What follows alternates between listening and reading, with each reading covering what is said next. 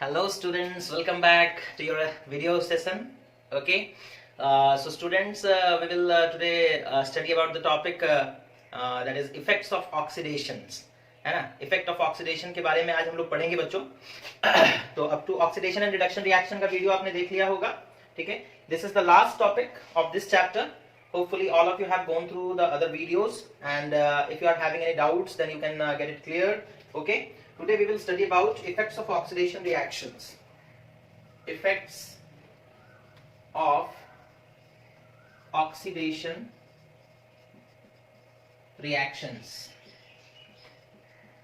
in our daily life. Okay, in our daily life. Okay, what are the effects? The most common effects that we go through are, the first one is, that is we can say corrosion, and the second one is rancidity. Okay, तो ये दो effects के बारे में हम लोगों को खास करके पढ़ना है बच्चों. कॉरोजन किसका होता है? मेटल्स का. तो कॉरोजन ऑफ मेटल्स स्पेसिफिकली हम लोग लिख सकते हैं कॉरोजन ऑफ मेटल्स. ठीक है, तो इन दो चीजों के बारे में हमें पढ़ना है कि ऑक्सीडेशन से इनका क्या रिलेशन है. ओके, और ये हम लोगों को किस तरीके से नुकसान पहुंचाते हैं. ठीक है, फाइन. तो पहले कॉरोजन ऑफ मेटल्स के बारे में पढ़ते हैं, फिर रैंसिडिटी के बारे में पढ़ेंगे. तो कॉरोजन का मतलब क्या होता है बच्चों? कॉरोजन का मतलब क्या होता है ना? कॉरोजन का मतलब होता है बच्चों किसी मेटल का, जैसे सपोज कर लो आप आयरन ले लिए, आयरन को बाहर ऐसे ही एक्सपोज करके रख दिए, सपोज कर लो घर के बाहर रख दिए, ऐसे ही खुला छोड़ दिए, तो क्या होगा ना, वो बाहर में जो मॉइस्चर है और जो एयर में प्रेजेंट ऑक्सीजन है ना, ऑक्सीडेशन का इफेक्ट हम लोग पढ़ रहे हैं. तो एयर में जो प्रेजेंट ऑक्सीजन है उन दोनों के साथ बच्चों को रिएक्ट करता है. उन दोनों के साथ रिएक्शन होने की वजह से आयरन का जो अपर सरफेस होता है ना, जैसे सपोज कर लो ये एक आयरन का टुकड़ा है, इसका जो अपर सरफेस होगा वो कंटिन्यूअसली एयर और मॉइस्चर के कांटेक्ट में है ना. तो यहाँ पर रिएक्शन होगा और एक नया सब्सटेंस फॉर्मेशन हो जाएगा, that is iron oxide, hydrated iron oxide, है ना, जिसे हम लोग क्या कहते हैं? रस्ट, है ना, जिसे हम लोग क्या कहते हैं? रस्ट. अब ये जो सब्सटेंस बन गया बच्चों, ये सॉफ्ट होता है, पोरस होता है, ये गिर जाता है, झड़ जाता है. ठीक है, तो आयरन का एक लेयर खत्म हो गया. अब जब ये गिर जाएगा, जब ये झड़ जाएगा, तो एक नया लेयर अवेलेबल होगा. फिर वो एयर और मॉइस्चर के साथ कांटेक्ट में आएगा, ऑक्सीजन और मॉइस्चर के साथ कांटेक्ट में आएगा, फिर उसका ऑक्सीडेशन होगा, फिर उसमें जंक लग जाएगा, रस्टिंग हो जाएगा, फिर वो लेयर भी पोरस है और सॉफ्ट है, फ्लफी है, तो वो भी गिर जाएगा. और इस तरीके से लेयर बाय लेयर आयरन का विड्थ डिक्रीज होता जाएगा. हम लोग बोलेंगे the metal is getting eaten up, the metal is getting eaten up. ऐसा लग रहा है कि मेटल को कोई चीज खाता जा रहा है ना, खाई जा रहा है. ठीक है, that is the metal is getting eaten up. ये वाला वर्ड यूज करते हैं बुक्स में. ओके, तो कॉरोजन ऑफ मेटल्स का मतलब आपको समझ में आ गया क्या होता है? उसका डेफिनेशन हम लोग लिख लेते हैं, that is corrosion is a process, it is a process in which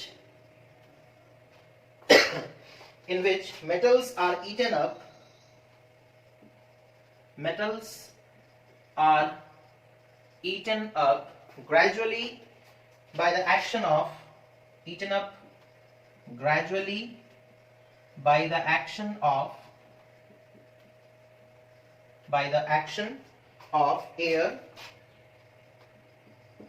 moisture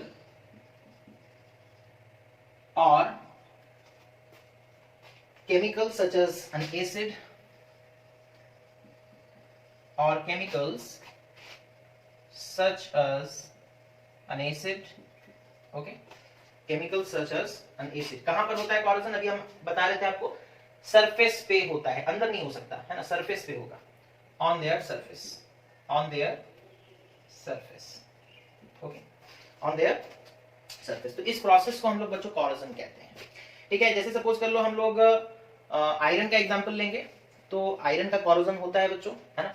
और आयरन देखो, आयरन एक बहुत ही इंपॉर्टेंट मेटल है ना.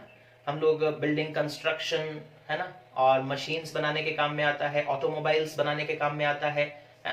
तो आयरन का यूज बहुत ज्यादा है और आयरन हमारे लिए बहुत ही इंपॉर्टेंट मेटल है. तो आयरन के कॉरोजन को एक नाम दिया गया है बच्चों, that is rusting of iron, that is rusting of iron. समझ में आया? कॉरोजन का मतलब क्या है, समझ में आ गया है ना. तो जैसे सपोज कर लो यहाँ डायग्राम के हिसाब से हम लोग अगर समझाएंगे, तो ये सपोज कर लो एक मेटल का टुकड़ा है, ठीक है, it is a piece of metal. ये उसका अपर सरफेस, ओके, ये उसका अपर सरफेस, ये वाला जो सरफेस है, ठीक है, अपर सरफेस, इसे आप देख सकते हो। अगर सपोज कर लो हम इसे खुले में रख देते हैं तो एयर और मॉइस्चर या फिर किसी एसिड के साथ ये कांटेक्ट में आ गया, ऊपर वाला सरफेस, तो क्या होगा, ये वाला सरफेस जो है ये रिमूव हो जाएगा बच्चों, ये झड़ जाएगा, ठीक है, इसका रस्टिंग हो जाएगा और ये लेयर पूरा रिमूव हो जाएगा, ये पूरा लेयर रिमूव हो जाएगा, ठीक है। तो अपर लेयर रिमूव हो गया, अब उसके अंदर वाला लेयर फिर बचेगा, है ना, ओके, एक नया लेयर निकल कर आएगा, ठीक है। तो इस तरीके से एयर, मॉइस्चर या फिर किसी केमिकल जैसे कि एसिड के साथ रिएक्ट कर जाने की वजह से मेटल के सरफेस जो है वो क्या हो जाते हैं, दे गेट ईटन अप। तो इस प्रोसेस को हम लोग कहते हैं बच्चों रस्टिंग, है ना, इस प्रोसेस को हम लोग कहते हैं, सॉरी, इस प्रोसेस को हम लोग कहते हैं कॉरोजन ऑफ मेटल्स। उसके बाद जो इसके अंदर में हम लोगों को पढ़ना है that is rusting of iron, important है, रस्टिंग ऑफ आयरन। इसका केमिकल इक्वेशन भी पूछा जा सकता है, रस्टिंग ऑफ आयरन, ओके। तो रस्टिंग ऑफ आयरन कैसे होता है बच्चों ना, अगर आयरन को हम लोग ओपन एनवायरनमेंट में रख देते हैं तो वो एयर और मॉइस्चर, याद रखोगे एयर भी यानी कि ऑक्सीजन भी चाहिए, एयर में ऑक्सीजन प्रेजेंट है ऑब्वियसली, ऑक्सीजन भी चाहिए और मॉइस्चर भी चाहिए, दोनों के प्रेजेंस में ही रस्टिंग होगा, दोनों में से कोई एक एब्सेंट होगा तो रस्टिंग का प्रोसेस नहीं हो सकता, ठीक है। तो रस्टिंग ऑफ आयरन में क्या होता है ना, in this process iron metal reacts with, एक ही टर्म में अगर हम लिखें तो मॉइस्ट एयर, यानी कि वो एयर जिसमें मॉइस्चर प्रेजेंट है, मॉइस्ट एयर, है ना, और एयर में ऑक्सीजन प्रेजेंट है ना। In this process iron metal reacts with moist air to form hydrated what, iron oxide और hydrated ferric oxide, form hydrated iron 3 oxide, जिसे फेरिक ऑक्साइड भी कहा जाता है बच्चों, क्या कहा जाता है, फेरिक ऑक्साइड, और दैट इज रस्ट, ब्रैकेट में लिख सकते हैं रस्ट। केमिकल रिएक्शन क्या होगा इसका ना, 4Fe plus 3O2 plus 2XH2O gives rise to 2Fe2O3 dot XH2O dot XH2O। यहां पर वो क्या कह रहा है कि अगर ये सपोज कर लो आयरन, ये ऑक्सीजन जो एयर में प्रेजेंट है और ये मॉइस्चर है। अब आप बोलोगे सर XH2O क्यों लिए हैं, 2H2O क्यों नहीं लिए, 2XH2O क्यों लिए, बिकॉज देखो जो वाटर मॉलिक्यूल्स अटैच होंगे इस प्रोसेस के दौरान, ठीक है, ध्यान से सुनो, इस रिएक्शन में जो वाटर मॉलिक्यूल्स अटैच होंगे, जो रिएक्ट करेंगे इस पूरे प्रोसेस के दौरान, वो फिक्स्ड नहीं है, वेरिएबल है ना, वो चेंज होते रहते हैं। तो अगर वो फिक्स्ड नहीं है तो हम यहाँ कोई फिक्स्ड नंबर नहीं लिख सकते, तो हमें एक वेरिएबल लिखना पड़ेगा और उसी कारण हम यहाँ पर XH2O लिखे। X का वैल्यू 4 हो सकता है, 5 हो सकता है, 6 हो सकता है, कुछ भी हो सकता है ना, चेंज होता रहता है, इसी के लिए हम लोग XH2O लिखते हैं। तो ये आयरन हो गया बच्चों, ये एयर में प्रेजेंट ऑक्सीजन हो गया और ये मॉइस्चर हो गया, है ना। हम लोग क्या लिखे थे, आयरन मेटल रिएक्ट करेगा किसके साथ, मॉइस्ट एयर, ये मॉइस्चर, ये एयर में प्रेजेंट ऑक्सीजन। जब रिएक्शन होगा तो बनेगा क्या, आयरन 3 ऑक्साइड, जिसे हम लोग फेरिक, हाइड्रेटेड फेरिक ऑक्साइड भी लिख सकते हैं। क्या लिख सकते हैं, हाइड्रेटेड फेरिक ऑक्साइड। हाइड्रेटेड मतलब water, hydra means what, water, यहां देखो वाटर के मॉलिक्यूल्स अटैच है। अच्छा यहाँ पे डॉट का मतलब क्या होता है, डॉट का मतलब होता है कि आयरन ऑक्साइड के साथ वाटर मॉलिक्यूल्स लूजली अटैच्ड हैं, इसी के लिए डॉट। स्ट्रॉन्ग बॉन्डिंग नहीं है, लूज बॉन्डिंग है। कैसा बॉन्डिंग है, लूज बॉन्डिंग। अगर आपसे कोई पूछे what does this dot represent, तो तुम लिखोगे it represents loose bonding between iron oxide and water molecule, है ना। What does this dot represent, this dot represent, note कर लो, this dot represent what, loose bonding between iron oxide and water, ठीक है, molecule. Okay, तो ये था बच्चों आयरन का रस्टिंग, किस तरीके से होता है रस्टिंग, है ना। ओके फाइन, तो ये मिटा दें। ओके, तो आयरन रस्ट हो गया, इसके वजह से हमें बड़ा नुकसान होता है ना। और एक चीज तो ये भी याद रखोगे कि आयरन का रस्टिंग जो है वो हमारा इतना नुकसान होता है कि उससे हमारे नेशन का जो जीडीपी है वो भी हैम्पर होता है ना। हमारे नेशन का जो जीडीपी है बच्चों वो भी हैम्पर होता है। तो नेशनल हम लोग बोल सकते हैं ये एक नेशन का इशू है ना, आयरन का रस्ट होना। ठीक है, बहुत नुकसान होता है। आयरन रस्ट हो गया, कहीं ब्रिज बनाया गया था, आयरन का अगर प्रॉपर केयर नहीं लिया गया तो फिर वो रस्ट हो जाएगा, है ना। तो कॉरोजन का जो इफेक्ट है, कॉरोजन ऑफ आयरन, खास करके कॉरोजन ऑफ आयरन, ठीक है, weakens the iron, corrosion of iron, और स्टील भी बोल सकते हैं। स्टील भी बच्चों आयरन से ही बनता है ना। स्टील किससे बनता है? आयरन से ही बनता है। दूसरे और भी एलिमेंट्स को कम मात्रा में मिलाया जाता है तब जाकर स्टील बनता है। कॉरोजन ऑफ आयरन और steel weakens what? Weakens the structures, okay, weakens the structures and objects such as railings, car bodies,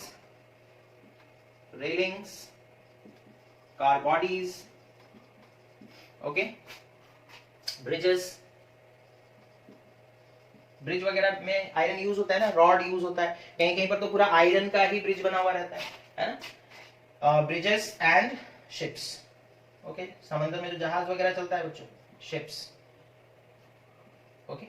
तो ये सब आयरन के बने होते हैं, और मतलब पूरा का पूरा आयरन नहीं होता, दूसरे मटेरियल भी यूज होंगे, लेकिन आयरन ज्यादातर यूज होता है कंस्ट्रक्शन के काम में, कार का बॉडी पार्ट बनाने के काम में, ऑटोमोबाइल कोई मशीन बनाते हो, जनरेटर बना रहे हो, मोटर बना रहे हो, सब में आयरन यूज होता है। बड़े बड़े मशीन्स जो बनते हैं उसको आयरन मेटल से ही बनाए जाते हैं, है ना। तो इतना अगर हम लोग आयरन यूज करते हैं तो नुकसान अगर उसका होगा तो बहुत बड़ा नुकसान हमें भी झेलना पड़ेगा। तो कॉरोजन ऑफ आयरन जो है वो क्या करता है? वीक कर देता है, वीकेंस, है ना, weakens the structure and objects such as railings, okay, such as railings, car bodies, bridges and ships, which incurs a huge loss to our economy, है ना। एक देश के इकोनॉमी को भी ये बहुत बड़ा नुकसान पहुंचा सकता है। तो हम लोग ये समझ में आ गया, ओके। आयरन बहुत इंपॉर्टेंट मेटल है, आयरन अगर नुकसान होता है तो देश का नुकसान होगा, सीधा सीधा यही मतलब है ना। हमारा तो नुकसान होगा ही, हमारा नुकसान होगा तो देश का नुकसान होगा, ठीक है। तो how to prevent rusting, how to prevent rusting, rusting को कैसे रोका जाए, है ना। कुछ कुछ तरीके हैं रस्टिंग को रोकने का। सबसे पहला, बाय, सबसे आसान तरीका, by applying paint on the object, okay. Iron का एक स्ट्रक्चर है, उसके ऊपर पेंट लगा दो। पेंट लगा दोगे तो क्या हो जाएगा? जैसे सपोज कर लो ये आयरन है ना, इसके ऊपर हम एक कलर, एक पेंट लगा दिए, तो अब एयर मॉइस्चर आएगा, उस पेंट के साथ वो रिएक्ट करेगा, पेंट से टकराएगा, आयरन तो अंदर में रहेगा ना, उसके साथ रिएक्शन होगा क्या? नहीं होगा। तो by applying paint on the objects, okay. उसके बाद बाय गैल्वेनाइजेशन, ठीक है। गैल्वेनाइजेशन का मतलब क्या होता है बच्चों? एक ऐसा प्रोसेस जिसमें iron sheets are dipped in molten zinc and a roller then rolls over the sheet, okay. तो देखो, जैसे सपोज कर लो ये जो ट्रंक्स वगैरह देखते हो, बक्सो, है ना, ठीक है। ट्रंक्स वगैरह जो देखते हो उसमें तुम देखोगे उसका एक वो भी आयरन का ही रहता है, बट उसका कलर थोड़ा डिफरेंट नहीं दिखता है। क्यों? बिकॉज वो जो पतला पतला आयरन का शीट होता है उसे हम लोग क्या करते हैं, जिंक एक एलिमेंट है बच्चों, उसे पिघला देते हैं, एक मेटल है वो भी, उसे पिघला देते हैं, आयरन के शीट को उसके अंदर डुबाते हैं, निकालते हैं, फिर उसके ऊपर एक रोलर को हम लोग चलाते हैं। जब रोलर चलता है, हेवी रोलर होता है, तो वो क्या होता है, जिंक जो है आयरन के ऊपर पेस्ट हो जाता है। जिंक जो है क्या हो जाता है, आयरन के ऊपर उसका एक लेयर बन जाता है। अब क्या होगा, अंदर रह गया आयरन, ऊपर आ गया जिंक, है ना। अब जो एयर और मॉइस्चर आएगा वो किसके साथ रिएक्ट करेगा, जिंक के साथ। आयरन तो प्रोटेक्टेड हो गया ना, है ना। तो गैल्वेनाइजेशन के द्वारा भी हम लोग क्या कर सकते हैं, रस्टिंग को रोक सकते हैं। तीसरा मेथड क्या होगा, बाय ऑयलिंग और ग्रीसिंग, ठीक है। जो मशीन्स वगैरह होते हैं बच्चों, तुम उनमें देखोगे कि हम लोग ऑयल लगाते हैं, है ना, ऑयल डालते हैं। जैसे बाईसाइकिल एक सिंपल मशीन अगर हम लोग बात करेंगे तो bicycle is a simple machine, okay. तो बाईसाइकिल का जो चेन होता है ना, उसमें तुम देखोगे, तुम दुकान में जब जाओगे अपने बाईसाइकिल को लेकर के, तो वो लोग कुछ लिक्विड यानी कि कुछ ऑयल लुब्रिकेंट डाल देते हैं चेन में। एक तो आसानी से वो मूव करेगा, दूसरा जो ऑयल और जो ग्रीस होता है बच्चों, वो चेन के ऊपर क्या हो जाता है, चिपक जाता है ना, स्टिक कर जाता है। अब बाहर से मॉइस्चर या फिर एयर डायरेक्टली क्या उस चेन के साथ कांटेक्ट में आ सकता है? नहीं, बीच में तो ऑयल आ गया, बीच में ग्रीस आ गया। तो इस तरीके से भी हम लोग क्या कर सकते हैं, प्रोटेक्ट कर सकते हैं। समझ में आया? तो ये कुछ मेथड्स हैं how to protect our iron structures और iron metal from rusting. Okay, समझ में आ गया? फाइन, मिटा दे। उसके बाद last topic that is rancidity.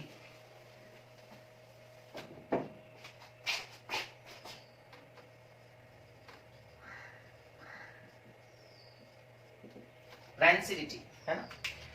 देखो बच्चों, क्या होता है रैंसिडिटी का मतलब क्या है ना, कभी कभी हम लोग देखते हैं कि अगर सपोज कर लो एक कुछ सब्जी वगैरह आप घर में बनाए, ठीक है, और सब्जी बनाते वक्त ऑयल यूज करते हो, फैट यूज करते हो, है ना।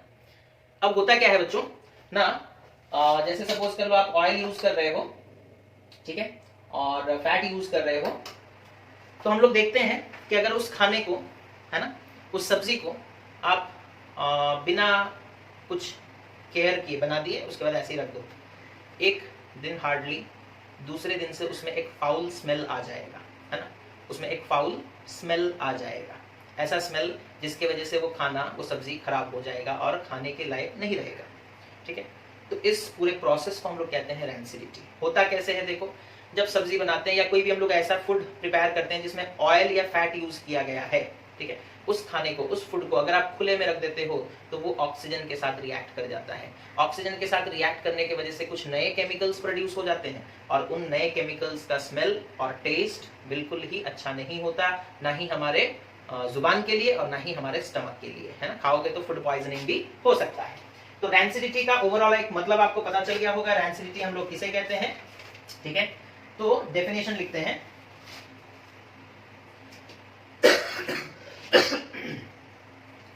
the condition produced by aerial oxidation, the condition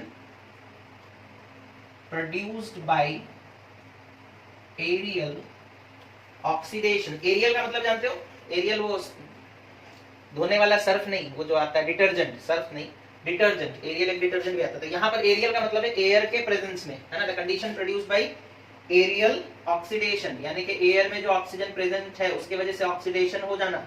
aerial oxidation of fats and oils in food, of fats and oils in food, okay, marked by unpleasant smell, marked by unpleasant smell and taste, smell and taste, okay, is called rancidity, is called rancidity। आप बोलोगे sir आप तो लिख दिए, अब थोड़ा समझा भी दीजिए क्या लिखे हैं, है ना।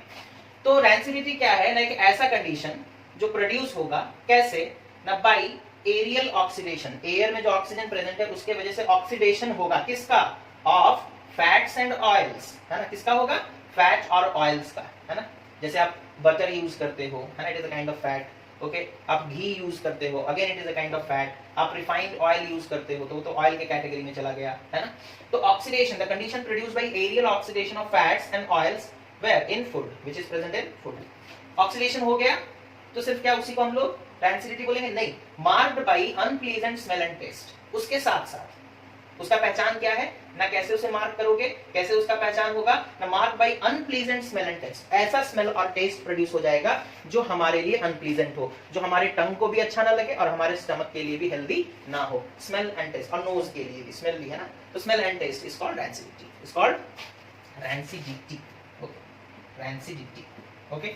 तो रैंसिडिटी का मतलब समझ में आ गया आप लोगों को, ठीक है। क्यों हो रहा है, बिकॉज फैट्स और ऑयल ऑक्सीजन के साथ रिएक्ट कर जा रहे हैं तो रैंसिडिटी हो जा रहा है। तो रैंसिडिटी को रोकेंगे कैसे, है ना?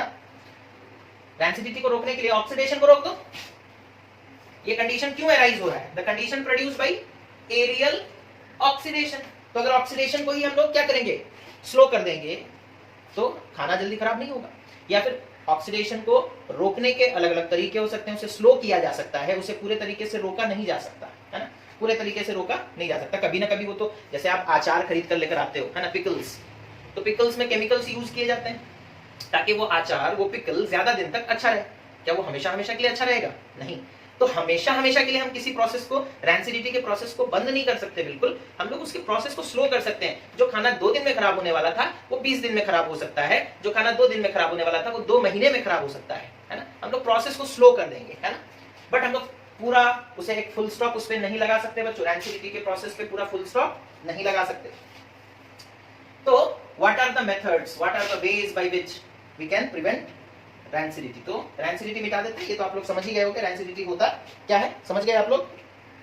ओके, ठीक है। तो रैंसिडिटी खत्म हुआ, उसके बाद हम लोग देखते हैं कि प्रिवेंशन ऑफ रैंसिडिटी, ये मिटा रहे हैं। How can we prevent rancidity?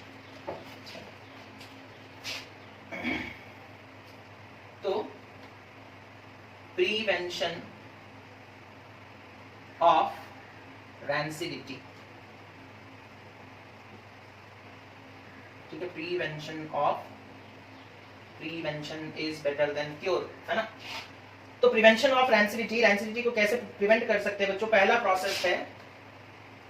Process है that is by adding antioxidant to foods containing fats and oil. by adding antioxidants to food containing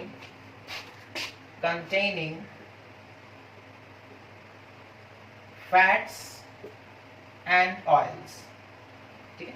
तो जिस खाने में, ज्यादातर खाने में फैट होता है, ऑयल होता है ना? बिना ऑयल के इंडिया में तो कोई खाना शायद ही पकता होगा, है ना? तो जिस खाने में फैट और ऑयल होता है बच्चों, उसमें हम लोग क्या करेंगे, ऐड कर देंगे एंटीऑक्सीडेंट। उसके नाम से ही पता चल रहा है कि ये कुछ एंटी पार्टी टाइप का चीज है ना? ये कुछ रोकेगा, वैसा ही कुछ काम करने वाला है ये, है ना? एंटी है, एंटी, ओके।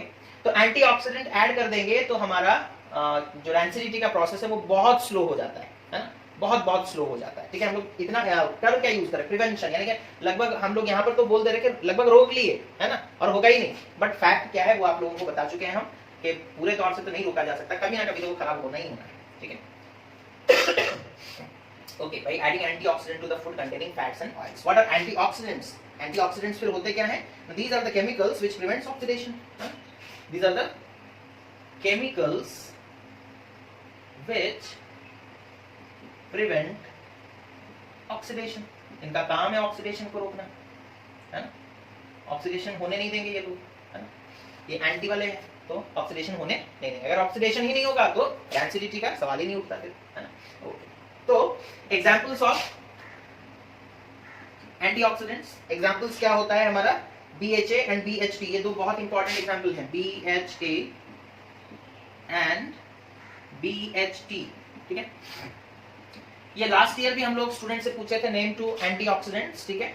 और इस साल पता नहीं वही सवाल पूछा जाएगा या सवाल को चेंज किया जाएगा, बट आप लोग इनका फुल फॉर्म जान लो। एक है butylated hydroxy anisole, butylated hydroxy anisole, ठीक है? ब्यूटाइलेटेड हाइड्रोक्सी एनिसॉल, BHA, है ना? Butylated hydroxy anisole. और ये क्या है बच्चों? BHT, दैट इज ब्यूटाइलेटेड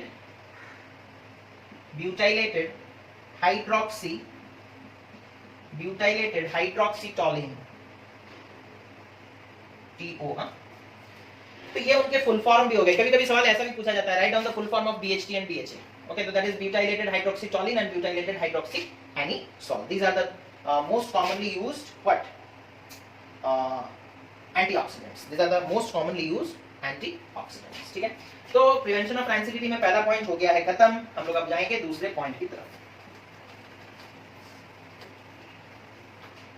दूसरा पॉइंट क्या है बच्चों, by packaging the food, by packaging the food, okay, by packaging the food in nitrogen gas, ठीक है। जैसे लेज आता है, कुरकुरे आता है, कुछ लोग सोच रहे होंगे कि सर लेज और कुरकुरे भी बेचना स्टार्ट कर दिए। तो लेज और कुरकुरे देखोगे बच्चों, आप जब खरीदते हो तो उनका पैकेट काफी खुला हुआ रहता है, लेकिन अंदर में थोड़ा सा रहता है ना। तो ये वो आपको धोखा नहीं देना चाहते, सॉरी मार्केट को गिरना ही है, तो वो आपको धोखा नहीं देते। एक्चुअली वो लोग क्या करते हैं, उस रैपर के अंदर, उस पैकेट के अंदर में नाइट्रोजन गैस भरा हुआ रहता है बच्चों। अच्छा, नाइट्रोजन गैस ही क्यों, ऑक्सीजन क्यों नहीं? ऑक्सीजन डालेंगे तो सब तो ऑक्सीडेशन हो जाएगा, है ना। ऑक्सीजन अगर डाल दोगे तो अंदर में जो लेज है वो तो ऑक्सीडाइज हो जाएगा, तो रैंसिड हो जाएगा, ऑक्सीडेशन हो गया तो रैंसिड हो जाएगा। तो फिर हम लोग नाइट्रोजन क्यों यूज करते हैं? Because nitrogen is very less reactive, है ना। वो जल्दी किसी के साथ रिएक्ट नहीं करता है ना, जल्दी किसी के साथ भी रिएक्ट नहीं करता। आपके क्लास में भी कोई बच्चा होगा जो शांत बैठता होगा, जल्दी किसी के साथ रिएक्ट नहीं करता होगा, तो वो नाइट्रोजन वाला बिहेवियर शो कर रहा है ना। और कोई आपके क्लास में बच्चा होगा जो बहुत रिएक्टिव होगा, तो वो पोटेशियम जैसा बिहेव कर रहा है ना, पोटेशियम बहुत रिएक्टिव होता है। तो उसी तरीके से बच्चों, क्योंकि नाइट्रोजन बहुत लेस रिएक्टिव है, तो उसे हम लोग यूज कर सकते हैं in order to package foods, food items containing fats and oils. Okay, Lay's Kurkure वो तो ऑयल में ही तो बनते हैं, है ना। तो उन्हें पैक करने के लिए हम लोग क्या करते हैं, नाइट्रोजन गैस से फ्लश करते हैं पूरे पैकेज को, और उस पैकेट में हम लोग फिर पैक करते हैं अपने फूड आइटम को। समझ में आ गया? तो by packaging the food in nitrogen gas, क्यों? Since nitrogen gas provides an inert environment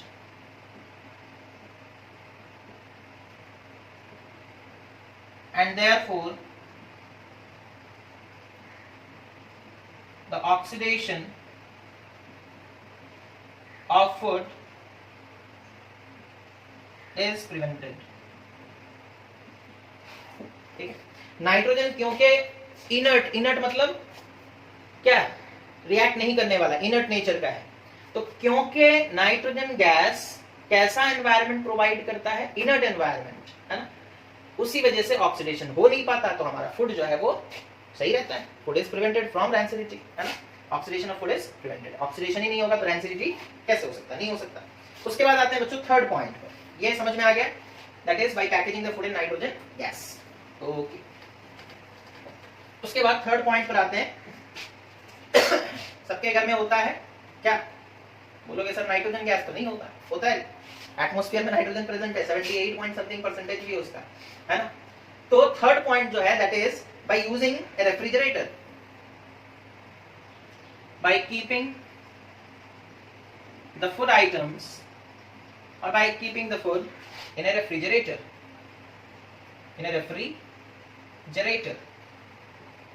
अब आप बोलोगे हाँ सर ये बढ़िया आइडिया है ना। ब्यूटाइलेटेड हाइड्रोक्सी एनिसोल और ब्यूटाइलेटेड हाइड्रोक्सी टॉलिन, ये सब लाना तो हमारे बस का नहीं है ना, लेकिन रेफ्रिजरेटर हम खरीद सकते हैं, तो इसी के ऊपर बताइए, है ना। तो रेफ्रिजरेटर हम लोग यूज करेंगे बच्चों, तो क्या होगा ना, वो बहुत ही ठंडा एनवायरनमेंट प्रोवाइड करता है ना। कैसा एनवायरनमेंट प्रोवाइड करता है? Low temperature. Okay, the oxidation, जो ऑक्सीडेशन और मतलब ऑक्सीडेशन का जो प्रोसेस है वो टेम्परेचर घट जाने से स्लो हो जाता है। क्या बोले हम? ऑक्सीडेशन का जो प्रोसेस है बच्चों, वो टेम्परेचर घट जाने से स्लो हो जाता है। मतलब रेफ्रिजरेटर के अंदर अगर आप किसी सामान को रख देते हो तो उसका ऑक्सीडेशन जल्दी नहीं हो पाएगा, बिकॉज कम टेम्परेचर में वो रह रहा है। आप देखते हो कि ये नॉर्मल सा एक ऑब्जर्वेशन है। सर्दी के दिनों में खाना जल्दी खराब नहीं होता, बाहर में भी रखो जल्दी खराब नहीं होगा। गर्मी के दिनों में आप एक दिन रख दो, वो पूरा एकदम सड़गल के अलग से स्मेल आना स्टार्ट हो जाएगा। तो रेफ्रिजरेटर क्यों? बिकॉज सबका रीजन याद रखोगे, नोट्स बनाओ, सबका रीजन याद रखो, एग्जाम में पूछा जाएगा। बाय कीपिंग, आप सोच रहे होगे कि वो एग्जाम में पूछा जाएगा हाउ कैन वी प्रिवेंट, हम लोग ये भी पूछ सकते हैं व्हाई रेफ्रिजरेटर इज यूज्ड और हाउ रेफ्रिजरेटर प्रिवेंट्स रैंसिडिटी, है ना। तो याद रखोगे reasons, why nitrogen prevents rancidity, why antioxidants, how antioxidants prevent rancidity, ये सब भी पूछा जा सकता है, सब क्वेश्चंस हैं। ओके, रेफ्रिजरेटर क्या करता है? Since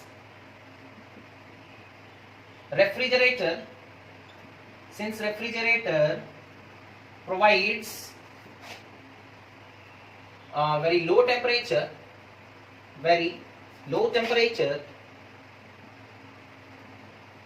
since refrigerator provides very low temperature and the process of oxidation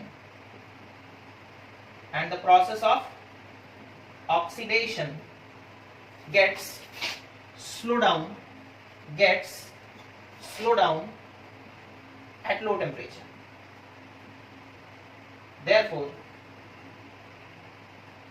or in this way, refrigerator helps in the prevention of rancidity. In this way, refrigerator helps in the prevention of rancidity temperature. ठीक है? In this way, refrigerator helps in the prevention of rancidity. समझ में आ गया? तो ये हो गया बच्चों कौन सा ना third point, bye keeping the food in a refrigerator. उसके बाद लास्ट पॉइंट इस चैप्टर का अंत होगा इसके बाद, है ना? That is the fourth point. और वो क्या है? फोर्थ पॉइंट क्या है बच्चों ना? अगर हम लोग किसी फूड आइटम को एयर टाइट कंटेनर में रखेंगे तो फिर क्या होगा ना, रैंसिडिटी का प्रोसेस उसके वजह से भी स्लो हो जाता है. एयर टाइट कंटेनर, अंदर एयर जा नहीं सकता, बाहर से अंदर से बाहर आ नहीं सकता. तो अगर अंदर एयर नहीं जाएगा बच्चों तो ऑक्सीजन उसे सफिशिएंट नहीं मिलेगा ऑक्सीडाइज होने के लिए, है ना? तो जिस कारण ऑक्सीडेशन नहीं हो पाएगा. Rancidity can be retarded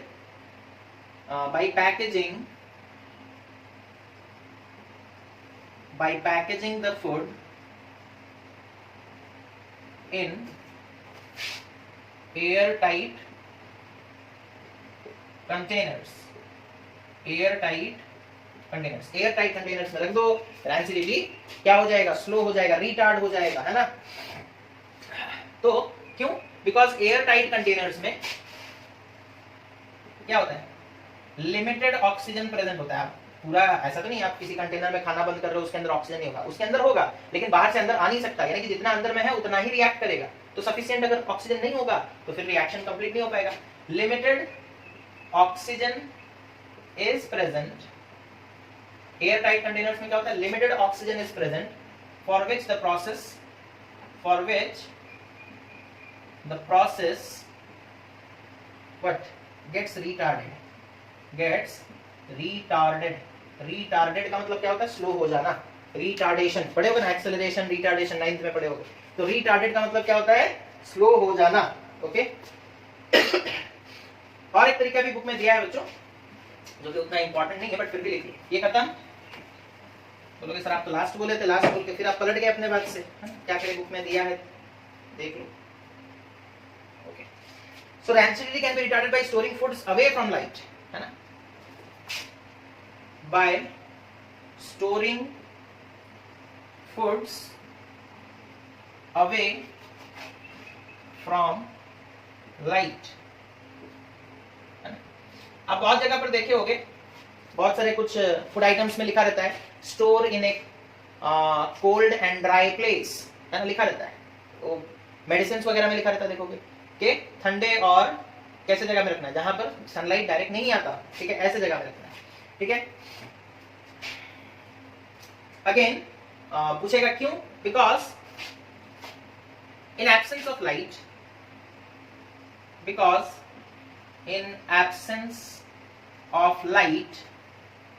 the process of oxidation is slowed down. और क्या? The process of oxidation